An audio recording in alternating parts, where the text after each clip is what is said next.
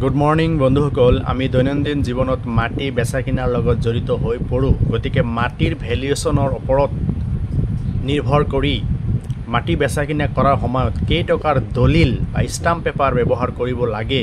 এই কথা অৱগত কৰিবৰ কাৰণে এই ভিডিঅটো বনাইছো বন্ধুসকল ইয়াৰ টপিকটো হৈছে যে এফিডেভিট এগ্ৰিমেণ্ট আদি কেই টকাৰ ষ্টাম্প পেপাৰ বা দলিলত বনাব লাগে উত্তৰটো হৈছে নথিপত্ৰত থকা নাম ঠিকনাৰ ভুল আদিৰ বাবে এফিডেভিট এগ্ৰিমেণ্ট আদি বনাব লগা হয় তাৰোপৰি মাটি বাৰী বেচা কিনা বা অন্যান্য ক্ৰয় বিক্ৰয়ৰ ক্ষেত্ৰত চুক্তিনামা আদি বনাব লগা হয় হে অপৰোক্ত কাৰ্যসমূহ সম্পাদন কৰোঁতে শুদ্ধভাৱে আৰু কোনো ধৰণৰ ত্ৰুটি নোহোৱাকৈ কেই টকাৰ ষ্টাম্প পেপাৰ বা দলিল ব্যৱহাৰ কৰা জৰুৰী হেয়া চমুকৈ দাঙি ধৰা হৈছে এই ক্ষেত্ৰত ইণ্ডিয়ান ষ্টাম্প এক্ট 1899 নামৰ আইনখন সমগ্ৰ ভাৰতবৰ্ষ জুৰি বলবৎ হৈ আছে আৰু অসমৰ ক্ষেত্ৰত ব্যৱহৃত হ'বৰ বাবে অসম চৰকাৰে আইনখন সংশোধন কৰি the Indian stamp Assam amendment act 2021 নামেৰে আইনখন প্ৰণয়ন কৰে আৰু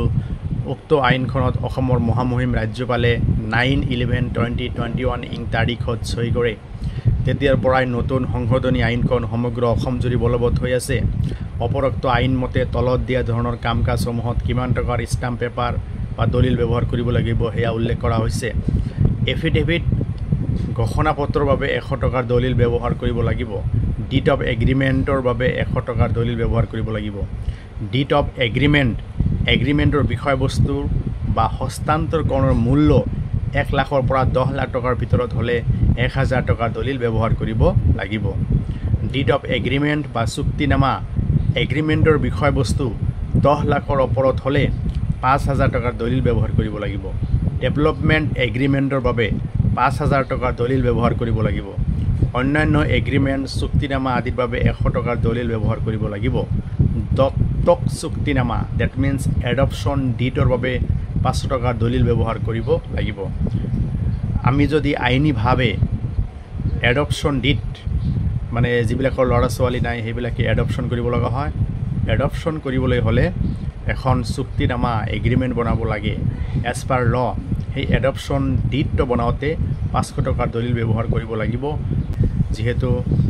আমি আইন অনুযায়ী কামবোৰ কৰিব লাগিব গতিকে হে আপোনালোকক অৱগত কৰিলোঁ আৰু এইখন এখন কিতাপ